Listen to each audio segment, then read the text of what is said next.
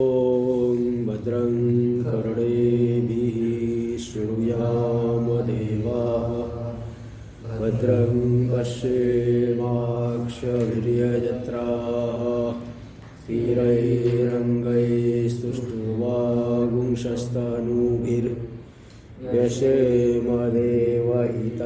यदायुः स्वस्ति न इन्द्रो वृद्धश्रवाः स्वस्ति नः पूषा विश्ववेदाः स्वस्ति नस्तारक्षो अरिष्टनेमिः स्वस्ति नो बृहस्पतिर्दधातु। ॐ शान्ति शान्ति शान्तिः। शङ्करं शङ्कराचार्यं केशवं बादरायणं सूत्रभाष्यकृतौ वन्दे भगवन्तौ पुनः पुनः। ईश्वरो गुरुरात्मेति मूर्तिभेदविभागिनी व्योमवद्व्याप्तदेहाय दक्षिणामूर्तये नमः। ॐ शान्ति शान्ति शान्तिः। अथर्ववेदीय मांडुक्योपनिषद के चतुर्थ प्रकरण अलात शांति प्रकरणम का जो 28वां उसकी 28वीं कारिका चल रही थी। तस्मात् न जायते चित्तम, क्योंकि विषयाकारता जो ज्ञान में है वह असत है, मिथ्या है। इसलिए यथा चित्त दृश्यम न जायते तथा चित्तम न जायते। जैसे चित्त का दृश्य उत्पन्न नहीं होता, ऐसे चित्त भी उत्पन्न नहीं होता।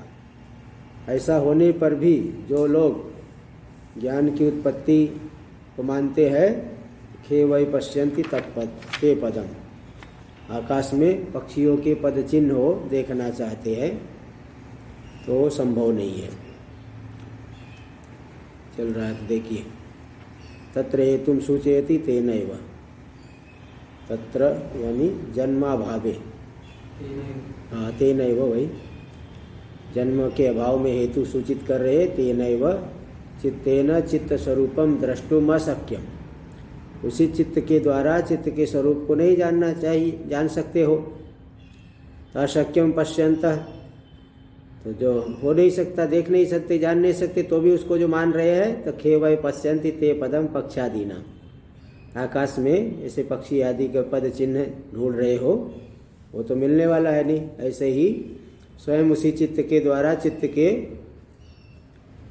उसके जन्म आदि को जानना चाहते हैं, वह संभव नहीं है। टीका में स्ववृत्तेर अनुपत्ते, स्ववृत्ति संभव नहीं है। स्व के द्वारा स्वयं का ग्रहण यह संभव नहीं है। 10 नंबर टिप्पणी में दे दिए। स्वकर्तृक स्वकर्मक दर्शनस्य कर्तृकर्म विरोधेन अनुपपद्यमानत्वात्। स्वकर्तृक दर्शन, स्वयं देखेगा, और किसको देखेगा? स्वयं की उत्पत्ति को देखेगा।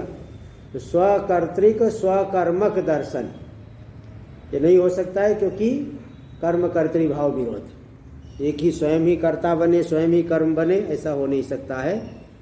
इसलिए विरोध होने से संभव नहीं है।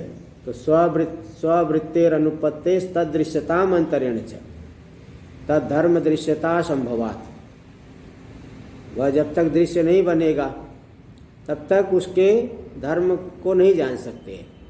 बंध्यापुत्र को नहीं देख सकते, तो बंध्यापुत्र गौर है कि कृष्ण है, जान पाएंगे क्या? बंध्यापुत्र को गौर कृष्ण जानने के लिए बंध्यापुत्र धर्म को धर्मी को जानेंगे, तब तो धर्म को समझ सकते हैं। यदि धर्मी सिद्ध हो धर्म चिंता कार्या, धर्मी की सिद्धि हो तो धर्म की चिंता हो। धर्मी सिद्ध नहीं हो पा रहा है तो धर्म कहाँ से सिद्ध हो पाएगा? यही करे तदृश्यता मंत्रेण तद्धर्म दृश्यता असंभवात्, तदृश्यता के बिना तद्धर्म दृश्यता संभव ही नहीं है। विज्ञानवादे फलितं विशेषम दर्शयति, विज्ञानवाद में जो फलित विशेष फलित हुआ, यानी वैशेषिक आदि दर्शनों की अपेक्षा विज्ञानवाद में जो विलक्षणता है उसको यहाँ पे दिखा रहे हैं।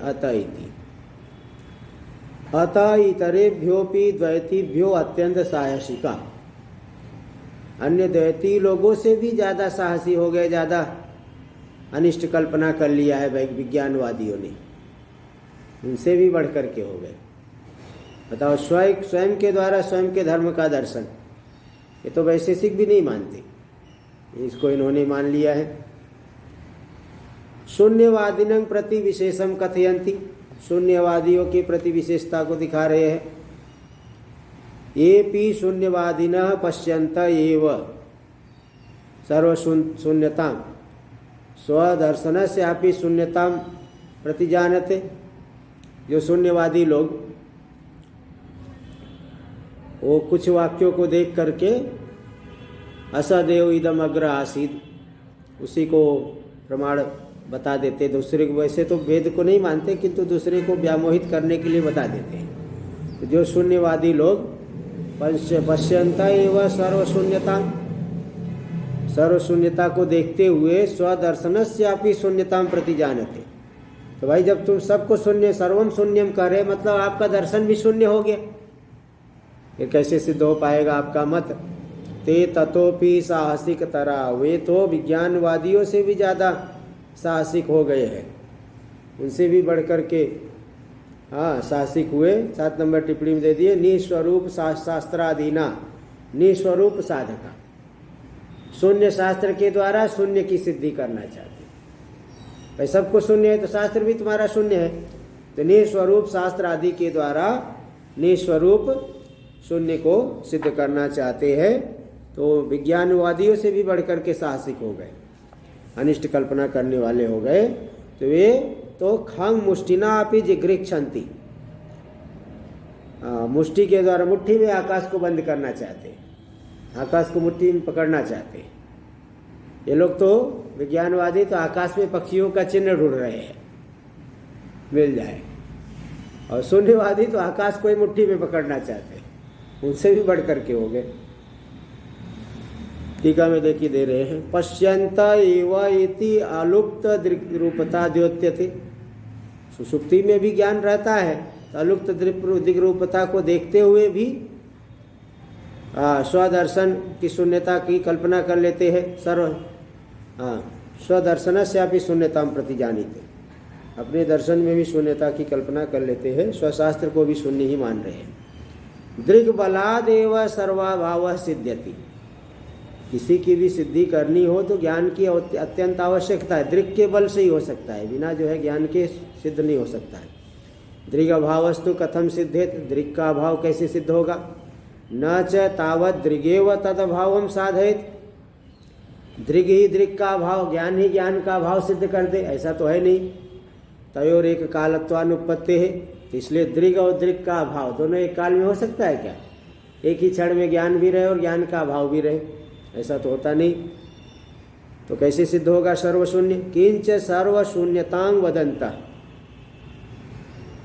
और इसके अतिरिक्त सर्वशून्यता को जो आप कह रहे हो, तो शून्यता दर्शनस्य स्वात्म दर्शनस्य च शून्यतांग वदंती, शून्यता दर्शन को भी शून्य बोल रहे हैं और अपने दर्शन को भी, अनुभव को भी शून्य ही कह रहे हैं। शून्यता संबंधी जो शास्त्र है, शून्यवाद प्रतिपादक शास्त्र, और स्वयं का ज्ञान अनुभव, दोनों को ही शून्य कह रहे हैं। तथा च स्वपक्षा सिद्धि, जब तुम्हें अनुभव ही नहीं, तुम्हारा अनुभव ही शून्य हो गया, तो अपने पक्ष की सिद्धि कहाँ से होगी? इति अभिप्रेत्या, इसी अभिप्राय से उत्तर दिए कि स्वदर्शनस्य स्यापि शून्यतां प्रति जानते। वे तो उनसे भी बढ़कर के साहसिक हो गए, अनिष्ट कल्पना करने वाले। तत्वपि मतलब विज्ञानवादिभ्योपि इत्यर्थ, विज्ञानवादियों से भी अधिक साहसिक हो गए, अनिष्ट कल्पना करने वाले हो गए। यदि विज्ञानस्य बाह्यालंबनत्वं क्षणिकत्वं च न संभवति, चलो ठीक है, विज्ञान का आलंबन बाह्य पदार्थ संभव नहीं है, क्षणिकता भी संभव नहीं है। किम तर्हि तत्वम एक रूपम भवत, फिर एक रूप, एक स्वरूप वाला तत्व क्या होगा? तत्व क्या चीज होगा ये बताओ। बाधित वस्तु की क्या होगी? त्रिकाला बाध्य किसे माना जाए? स्वरूप क्या है बताओ। इत्याशंका है, ऐसी आशंका होने पर यहाँ 29 नंबर श्लोक में बता रहे हैं। अजातं जायते यस्मात् दजाति प्रकृतिस्ततः प्रकृतेरन्यथा भावो न कथंचित् भविष्यति।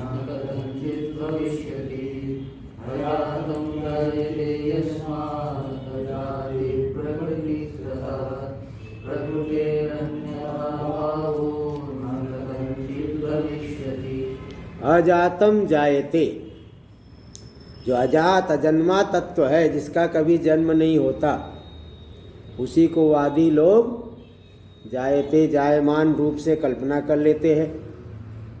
अजन्मा ज्ञान स्वरूप आत्मा है, उसी को सब उत्पन्न जायमान रूप से मान लेते हैं सब लोग।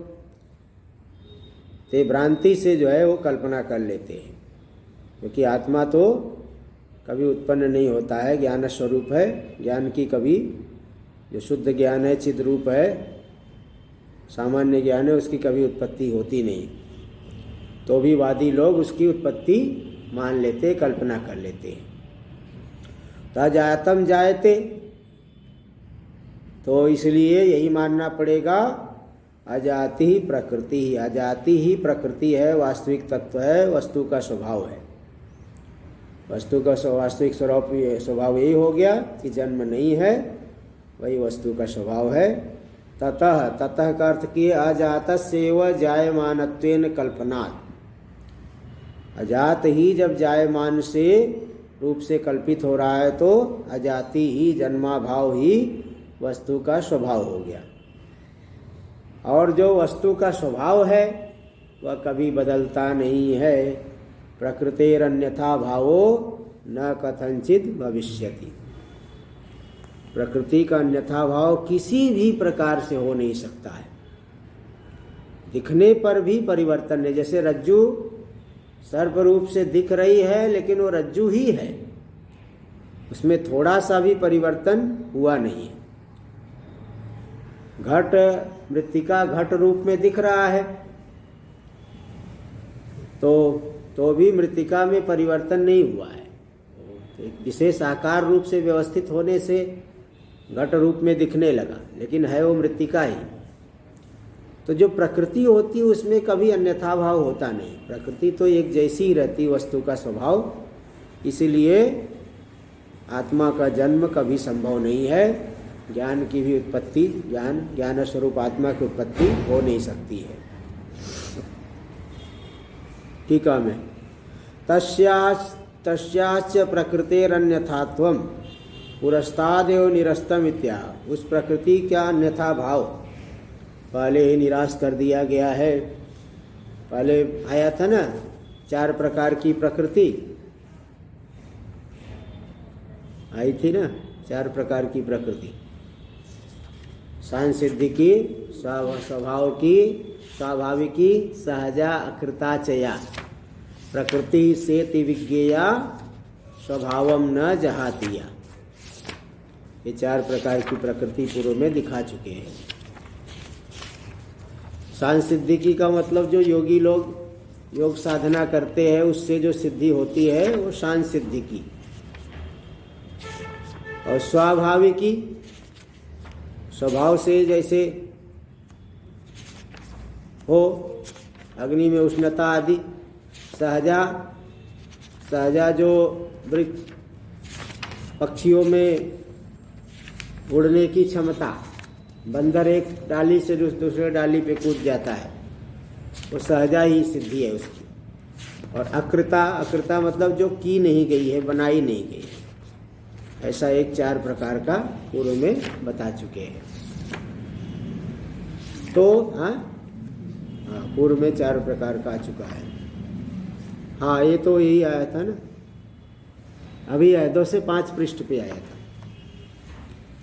2 से 5 पृष्ठ पे सांसिद्धिकी, स्वाभाविकी, सहजा, अकृताचया प्रकृति से ति विज्ञेया स्वभावम न जहातिया। प्रकृति उसे ही कहना पड़ेगा जो कभी स्वभाव को न छोड़े, वही प्रकृति है। तो यहाँ यही बात बता रहे हैं, तस्यास्य प्रकृतेरन्यथात्वं पुरस्तादेव निरस्तम। उस प्रकृति में अन्यथा भाव का निराश तो हम पहले ही कर चुके हैं। अभी नया निराश कर रहे, ऐसी बात नहीं, पहले भी बता चुके हैं। और ये तो हर जगह ही आता है भाई, प्रकृति में बदलाव स्वरूप स्वभाव में अंतर नहीं आता। इत्या प्रकृतेरिति अन्यथा भावो न कथंचित भविष्यति। श्लोकस्य तात्पर्यमाह, श्लोक के तात्पर्य को दिखा रहे उक्तैरिति भाष्य में। उक्तैर हेतुभिर अजमेकं ब्रह्मेति सिद्धम। उक्त हेतुओं के द्वारा निश्चय हो गया कि एक अजन्मा ब्रह्म है, ब्रह्म जो अजन्मा है एक ही है, यह निश्चित हो गया, सिद्ध हो गया।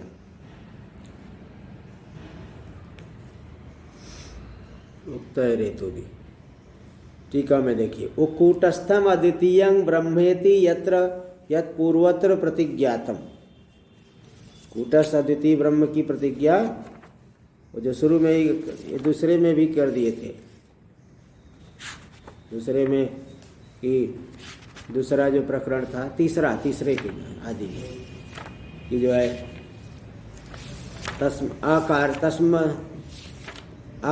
वक्षाम्यकारपण्यम अजाति समहा अतो वक्षाम्यकारपण्यम अजाति समताम गतम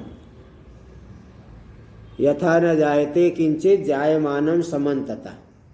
अच्छी तरह से उत्पन्न होते पर भी उत्पन्न नहीं हो रहा है, कुछ भी उत्पन्न नहीं हो रहा है, इसको हम बताएंगे। देखो यहाँ पे बता दिए। तो कूटस्थम अद्वितीयं ब्रह्म इति यत् पूर्वत्र प्रतिज्ञातम। कूटस्थ अद्वितीय ब्रह्म है जिसकी प्रतिज्ञा पूर्व में की जा चुकी है। तज्जन्मनो दुर्निरूपत्वात्, उसका जन्म दुर्निरूप है। इस बात को उक्त हेतु भी सिद्ध, मुक्त हेतुओं के द्वारा ये बता दिए। ये सब अभी प्रसंग ही चल रहा था कि वो उत्पत्ति हो नहीं सकती है, तो विषय की भी उत्पत्ति नहीं और ज्ञान की भी उत्पत्ति नहीं। बिना अनिमित्त विपर्यासो कथम तस्य भविष्यति, ये सब बता दिया गया। और ये प्रज्ञप्ते सन्निमित्तत्वम इष्यते युक्ति दर्शनात्, ये सब जो बताया। और ये हेतु और फल वाला भी बता दी, धर्म आदि। और ये उत्पत्ति हो नहीं सकती है, कुल मिला के ये पूर्वोक्त हेतुओं के द्वारा सिद्ध हो गया। तस्यैव सिद्धस्य अर्थस्य फलम उपसंहर्तुम एष श्लोक। उसी सिद्ध अर्थ के फल को ही उपसंहार करने के लिए, निश्चय रूपी जो अर्थ है, जो निश्चय हो गया है, तो उसका फल दिखाने के लिए ये श्लोक आ गया है। तो प्रकृतिरन्यथा भावो न कथंचित भविष्यति बता दिए। पूर्वार्धम योजयति, पूर्वार्ध की योजना कर रहे हैं। अजातम यच्चित्तम ब्रह्मैव जायते। अजात जो अजन्मा चित्त है, ज्ञान स्वरूप है, आत्मा है, उसको जायते इति वादी भी परिकल्पते। वादी लोग कल्पना करते हैं कि अजन्मा ब्रह्म ही चित्त ही उत्पन्न होता है। तद अजातम जायते यस्मात्, तो अजात ही उत्पन्न हो रहा है, उत्पद्यमान रूप से कल्पित हो रहा है, तो इसलिए अजाति ही प्रकृति हो गई, स्वभाव हो गया। तस्य ततस्तस्मात् अजात रूपा यह प्रकृति, वो जो अजात रूपा प्रकृति है जिसका कभी जन्म नहीं होता, उसका अन्यथा भाव जन्म न कथनचित भविष्यति, उसका जन्म कभी भी हो नहीं सकता है, किसी भी प्रकार से नहीं हो सकता है। ठीक है। यदि चित्तम स्फुरणम अजातम अभीष्टम, जो चित्त है स्फुरण अजात अजन्मा रूप से अभीष्ट है, तरी तद ब्रह्मैव, तब तो वह ब्रह्म ही है। तस्य कौटस्थ्यैक स्वभाव्यात्, वह ब्रह्म एक कूटस्थ स्वभाव वाला है, सदा एक रस है, इसलिए तत् पुनर्वस्तुतो न जातमेव, वह वास्तव में उत्पन्न नहीं होता है। माया जन्मवद इति कल्प्यते, कल्पना होती माया से कि उसकी उत्पत्ति होगी। यदि कल्प्यते चेत तस्य अजातिरेव, अजातत्वात् प्रकृतिर्भवत, इसलिए अजाति जन्म का अभाव ही उसकी प्रकृति है, स्वभाव है, क्योंकि वास्तविक जन्म हो नहीं सकता है। द्वितीयार्धम योजयति अजात रूपाया इति। भाष्य में देखिए, तस्य ततः तस्मात् अजात रूपाया प्रकृतिर अन्यथा भावो जन्म न कथनचित भविष्यति। अजात रूपा जो प्रकृति है उसमें अन्यथा भाव यानी जन्म किसी भी प्रकार से संभव नहीं है। टीका में तस्याश्चेद अन्यथात्वम स्वरूप हानिरापते इत्यर्थ। उसमें यदि अन्यथा भाव माने, परिवर्तन माने तो स्वरूप की हानि हो जाएगी, इसलिए उसमें परिवर्तन जन्म आदि उसका नहीं माना जा सकता। कूटस्थ एक ही तत्व है, ये सिद्ध हो गया। 29वां हो गया। कूटस्थम तत्वम तात्विकम। कूटस्थ जो सदा एक जैसा निर्विकार रहता है वही वास्तविक तत्व है, तात्विक है। देखो ये दे दिए 4 नंबर टिप्पणी में, कूटस्थम अजात स्वभावत्वापेक्षया न तो संसार मोक्ष इति भाव। अजात स्वभावत्व की अपेक्षा से जो कूटस्थ है तत्व वस्तु वही तात्विक है। न तो संसार मोक्ष इति भाव। संसार और मोक्ष को नहीं कह रहे, स्वरूप जो है कूटस्थ है। संसार तो अविद्या से है, इसलिए मुक्ति भी अविद्या से ही कह रहे हैं। मुक्ति तो कोई नई चीज थोड़ी है, हमारा स्वभाव ही है। बंधन अविद्या से है तो मुक्ति का व्यवहार भी अविद्या से ही है। तो कूटस्थम तत्वम तात्विकम, कूटस्थ तत्व है वही तात्विक है। इसमें अन्य हेतु दिखा रहे हैं। श्लोक नंबर 30। अनादिरन्तवत्वं च संसारस्य न सेत्स्यति अनन्तता चादिमतो मोक्षस्य न भविष्यति।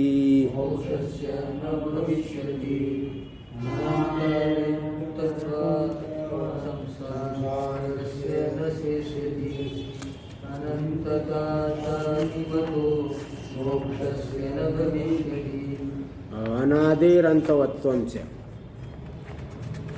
संसारस्य, पहली बात तो संसार को भी अनादि माना गया है। अनादि क्यों माना गया?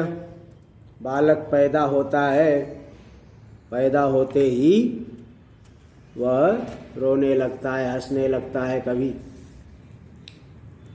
तो मतलब पहले कुछ धर्माधर्म आदि करके आया है, कुछ न कुछ संस्कार लेके आया है, तभी तो कभी रोने लगता है, कभी हंसने लगता है।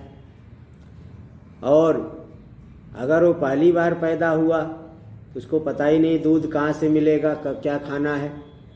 माँ का दूध जो है स्तन चूसने लगता है, स्तन मुंह में डालने पर चूसने लगता है। उसको किसने सिखाया कि दूध ऐसे निकलता है? बड़े आदमी को भी कोई चीज़ नहीं बतानी पड़ती है तो वो सीख पाता है। वो छोटा बच्चा भी पैदा ही हुआ है, उसको कैसे पता है कि माँ का स्तन चूसना पड़ेगा? गाय के बच्चे हैं, वो तो पैदा होते ही ढूंढते ढूंढते उस स्तन तक पहुँच जाते हैं, चूसने लगते हैं थोड़े समय बाद। तो अगर पहले से व्यवहार नहीं किए हैं तो कैसे जाने उन्होंने? अभी तो पैदा ही हुआ, उसको अंदर बुद्धि का भी उतना विकास नहीं है। तो इसलिए यही मानना पड़ेगा पूर्व जन्म में भी अनुभव कर चुके हैं, तो इसके पूर्व जन्म में भी ऐसा ही था, उसके पूर्व जन्म में अनादि काल से ही सिद्ध हो गया। बिना सुख दुख के, बिना धर्माधर्म के सुख दुख भी नहीं मिलेगा, नहीं तो क्या दोष आएगा? अकृत अभ्यागम कृत विप्रनाश। कुछ किया नहीं तभी ये बेचारा पहले ही दिन दुख मिलने लगा। तो जब धर्माधर्म नहीं किया है दुख क्यों मिलेगा उसे? और मर करके सब खत्म हो जाए तब तो कृत विप्रनाश, जीवन पर्यंत कर्म किया, शुभ अशुभ कर्म, वो तो उधर तुरंत मर के ही नष्ट हो गया। इसलिए यही मानना पड़ेगा संसार अनादि काल से है। तो जब अनादि है तो अंतवत्वम च, अनादि संसार की अंतवत्ता, उसका विनाश, अंत हो जाएगा, ये सिद्ध नहीं होता है, क्योंकि अनादि भाव पदार्थ का अंत नहीं होता। अनादि भाव पदार्थ है तो उसका अंत नहीं। तो बस यहाँ वेदांत में तो यही मानना पड़ेगा सब माया से ही व्यवहार चल रहा है, माया से ही। विवेक चूड़ामणि में भी इसको पूछे है, एक शिष्य ने कि प्रश्न किया है, श्लोक मूल में ही आया है कि जब संसार तो अनादि भाव पदार्थ है, अनादि है, तो अनादि का तो नाश होता नहीं है, तो कैसे नाश, संसार का नाश कैसे होगा? फिर वहाँ आचार्य ने उत्तर दिया है, सत्यम पृष्ठम सम्यक पृष्ठम, तो यहाँ प्रामाणिकी न भवति भ्रांत्या मोहित कल्पना। भ्रांत पुरुष के द्वारा, मोहित पुरुष के द्वारा भ्रांति से जो कल्पना की गई वह प्रामाणिक नहीं होती, चाहे कल आज की कल्पना हो चाहे अनादिकाल से।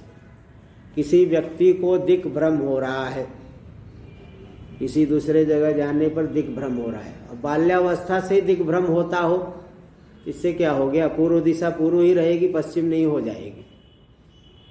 वो आप भले 100 साल से आपको दिग्भ्रम होता रहे, लेकिन पूर्व दिशा पश्चिम नहीं हो पाएगी, पश्चिम दिशा पूर्व नहीं हो जाएगी। तो प्रामाणिकी न भवति भ्रांत्या मोहित कल्पना। मोहित पुरुष की भ्रांति से की गई कल्पना कभी भी प्रामाणिक नहीं हो सकती है। तो संसार भले अनादि काल से है, लेकिन आविद्यक होने की वजह से सत्य नहीं है, इसलिए नित्य नहीं कह सकते इसको। तनादेर अनादि माना गया, ठीक है, लेकिन अंतवत्ता तो मतलब ये अनादि, हाँ अंत तो इसलिए कि अनादि भी अविद्या से ही सब कुछ व्यवहार माना गया है, वास्तव में अनादि थोड़ी मान लिया गया है। वो तो एक समझाने के लिए प्रक्रिया बता दी, जैसे अध्यारोपापवाद न्याय बताया गया, उसी ब्रह्म से उत्पन्न हो रहा, उसी में स्थित है, उसी में लीन होता है। एक प्रक्रिया है ये नहीं कि अनादि ही सत्य मान लो, अनादि तो मैं तो मान के बैठा हूँ भाई, मैं तो मानता हूँ। अरे फिर तो द्वैतापत्ति नहीं होगी क्या? वो सब अविद्या सामंजस्य करने के लिए, बुद्धि में सामंजस्य बैठाने के लिए अनादि कह दिया गया है, लेकिन है अविद्या से ही है। तो वास्तव में अनादि मानोगे तो अंतवत्वम च संसारस्य न सिद्ध्यति, संसार में अंतवत्ता सिद्ध नहीं हो पाएगी। और अनंतता चादि मतो, और मोक्ष की उत्पत्ति मानते हो आप, तो जो उत्पत्ति मान है, आदि मान है, उसकी अनंतता व अनंत कैसे होगा? यद यद कृतकम तत्तद अनित्यम, जो उत्पन्न हुआ वो तो नष्ट होता है, तो मुक्ति भी कोई उत्पन्न थोड़ी होती है।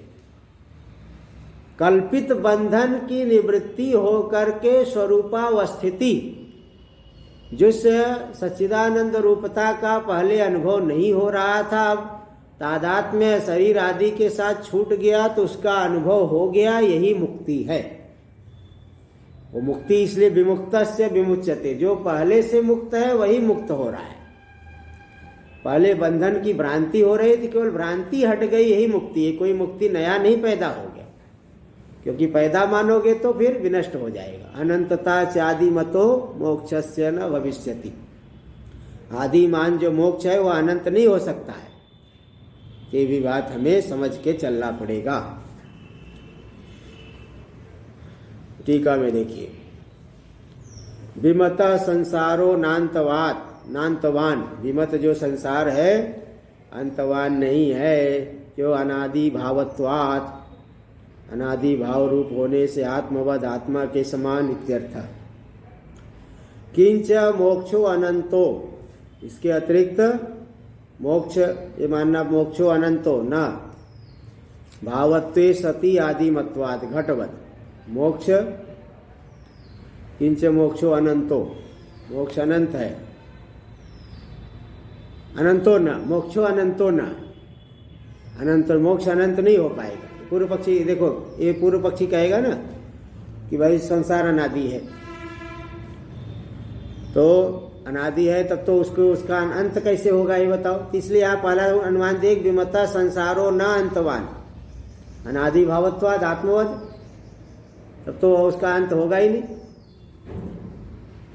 अनादि भाव का अंत कैसे होगा ये बताओ। और दूसरी बात, मोक्ष को आप अनंत मानते हो, उत्पत्ति भी मानते हो, अनंत भी मानते हो।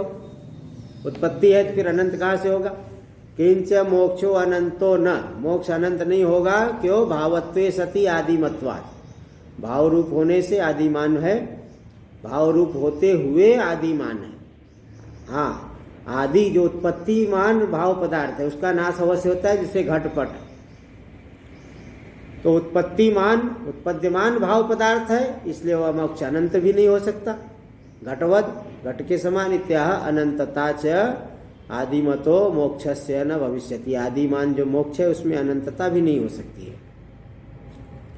श्लोकस्य तात्पर्य, श्लोक का तात्पर्य क्या है? तो अब ये बता रहे अयम च अपरः, ये अन्य कुछ दोष बता रहे हैं। क्या? कहाँ पे? आत्मन संसार मोक्षयोः परमार्थ सद्भाववादीनाम दोष उच्यते। आत्मा में संसार को भी जो पारमार्थिक मानते हैं और मोक्ष को भी पारमार्थिक मानते हैं। संसार और मोक्ष का परमार्थ रूप से जो सद्भाव मानते हैं, उनके मत में ये अन्य दोष कुछ यहाँ बताया जा रहा है। इन दोषों के आधार पर समझ लेना चाहिए कि आत्मा में संसार और मोक्ष दोनों ही पारमार्थिक नहीं है। तो यह बता रहे हैं टीका में। तत्र पूर्वार्धम व्याकरोति अनादिरिति। पूर्वार्ध, श्लोक के पूर्वार्ध भाग की व्याख्या करते हैं अनादिरिति। अनादेर मतलब अतीत कोटि रहितस्य, जो अतीत कोटि से रहित है। संसारस्य अंतवत्वम समाप्तिर न सिद्ध्यति, उसका अंत यानी समाप्ति सिद्ध नहीं हो पाएगा। युक्तितः सिद्धिम नोपयास्यति, युक्ति से उसकी सिद्धि नहीं हो पाएगी।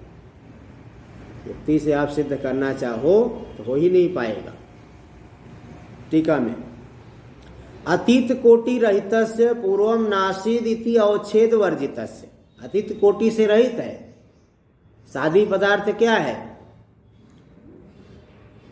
अच्छा, अतीत कोटि रहितस्य पूर्वम नासीद इति अवच्छेद वर्जित। पहले नहीं था, इस प्रकार के अवच्छेद से रहित है, यानी पहले भी था, अनादिकाल से ही।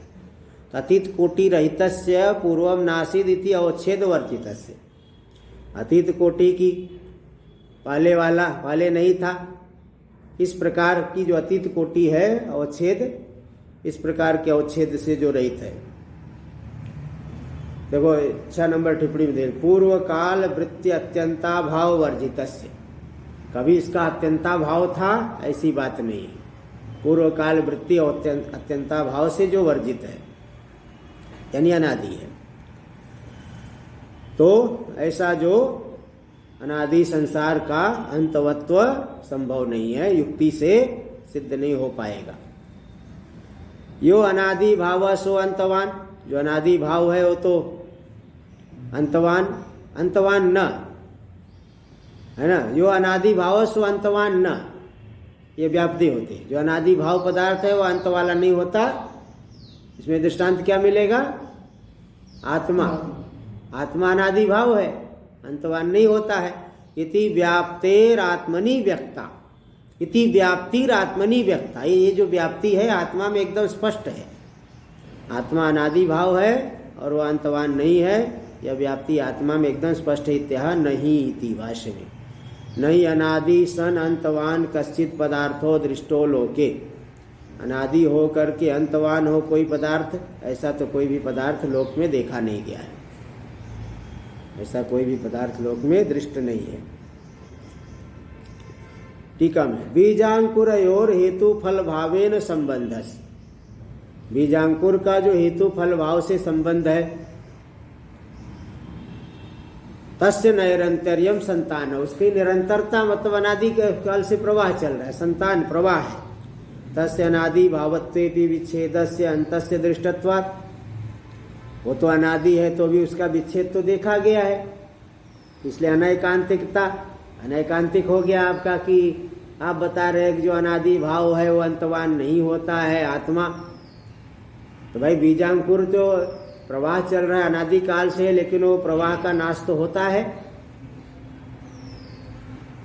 तो इसलिए आपका जो दृष्टांत है, ये आपकी जो व्याप्ति है अनैकांतिक व्यभिचारिणी हो गई। अनादि होने पर भी नाश हो गया। बीजांकुर संतान का नाश होता है। इति संकते बीजेति। बीजांकुर संबंध नैरंतरे विच्छेदो दृष्ट इति चेत। बीजांकुर संबंध की निरंतरता का विच्छेद देखा गया है, कहीं पे नहीं हुआ आगे, तो क्या कर लोगे? कहीं नहीं हुआ। जैसे कोई वृक्ष हो रहा था, कई आजकल कई प्रजातियां लुप्त हो गई है, कई प्रजाति पक्षियों की प्रजातियां कितनी लुप्त हो गई हैं, वृक्ष आदि जो है कितने लुप्त होते जा रहे हैं। अभी व्याघ्र आदि बचाने के लिए योजना चल रही है, नहीं तो चीता भारत में सब खत्म हो गए थे, बाहर से अभी लाए 5-7।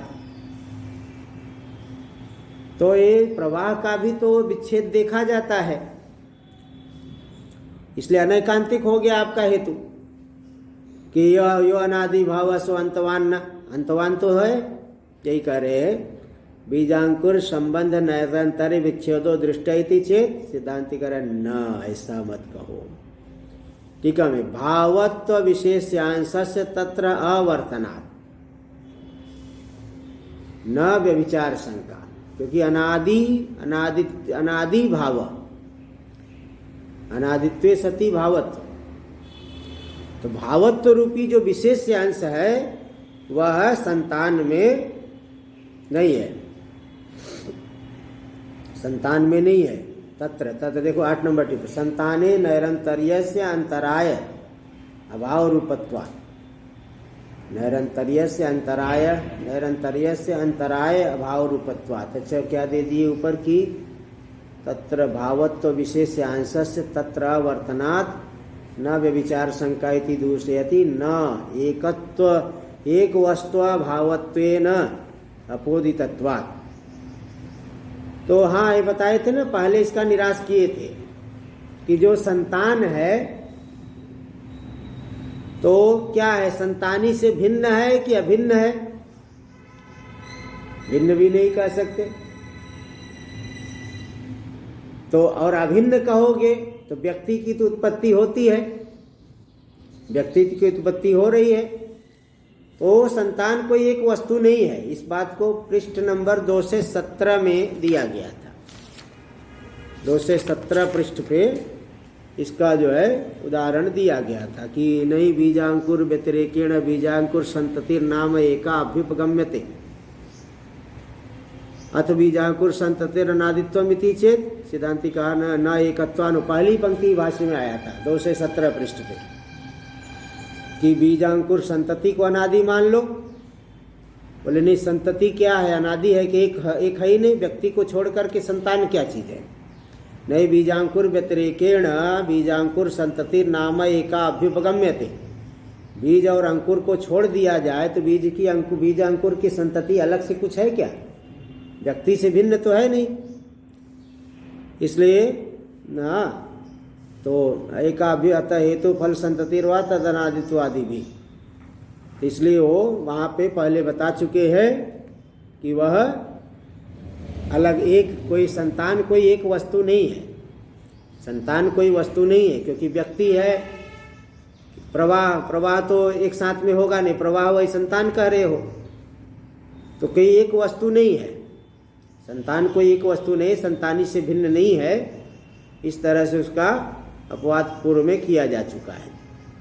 यहाँ पे 8 नंबर टिप्पणी में दे, संताने नैरंतर्यस्य अंतराया भाव रूपत्वात्, संतान जो निरंतर है ना, निरंतर मतलब अंतराय का अभाव, विघ्न का अभाव, लगातार चल रहा है तो संतान कहोगे, संतरान मतलब अंतराय का अभाव, विघ्न का अभाव, जहां समाप्त हो गया वही अंतराय आ गई, संतान समाप्त हो गया, तो अंतराय का अभाव, इसलिए अनादि भावत्व हेतु संतान में नहीं रहा, तो उसकी अभाव हो गया ना, वो तो अंतराय का अभाव हो गया, संतान मतलब अंतराय का अभाव, तो भावत्व हेतु कहाँ रहा, इसलिए उसमें रहा ही नहीं, वो संतरान नैरंतर्य वो अंतराया भाव रूप है, इसलिए उसमें भावत्व हेतु नहीं रहा। यही यहाँ टीका में दिए कि भावत्व विशेष्यांशस्य तत्र अवर्तनात्, भावत्व रूपी जो विशेष अंश है वह संतान में नहीं रह रहा है, इसलिए न व्यभिचार शंका, वहाँ पे कोई व्यभिचार शंका नहीं है। इति दूषयति नैकेति, तो न एक वस्तु भावे न अपोदितत्वा, संतान कोई एक वस्तु थोड़ी है, एक वस्तु नहीं होने से इसका अपवाद पूर्व में किया जा चुका है। द्वितीयार्धम व्याचष्टे, फिर बोले कि अना मोक्ष में को आदिमान मानते हो और अनंत कहते हो, कैसे होगा भाई? तथा अनंततापि विज्ञान प्राप्ति काल प्रभवस्य मोक्षस्य, विज्ञान प्राप्ति है ना, विज्ञान प्राप्ति के काल में उत्पन्न होने वाला है मोक्ष। ज्ञान हो गया तो मुक्ति उत्पन्न हो गई। ऐसा अगर मानोगे तो आदिमतो, आदिमान जो मोक्ष है उसका अनंतता ने संभव नहीं हो पाएगी, वो अनंत नहीं हो सकता है। देखो 2 नंबर टिप्पणी में दे दिए, मोक्षो नानंतः साधित्वाद घटादिवत। मोक्ष अनंत नहीं है, क्यों? क्योंकि शादी होने से घटादि के समान न भविष्यति। क्यों? घटादिषु अदर्शन, घटादि में तो नहीं देखा गया है। टीका में यथा कृतकोपि घटादि ध्वंसो नित्य, बोले घट घट का, चलो इसको यही रहने दो, आगे करेंगे अगले पाठ में। ओम भद्रं कर्णेभिः शृणुयाम देवाः, भद्रं पश्येमाक्षभिर्यजत्राः, स्थिरैरङ्गैस्तुष्टुवागुंशस्तनूभिर्यशेम देवहितं यदायुः। स्वस्ति न इंद्रो वृद्धश्रवाः, स्वस्ति नः पूषा विश्ववेदाः, स्वस्ति नस्तारक्षो अरिष्टनेमिः, स्वस्ति नो बृहस्पतिर्दधातु। ओम शांति शांति शांति। शंकरं शंकराचार्यं केशवं बादरायणं सूत्रभाष्य कृतौ वन्दे भगवन्तौ पुनः पुनः। ईश्वरो गुरुरात्मेति मूर्तिभेद व्योमवद्व्याप्तदेहाय दक्षिणामूर्तये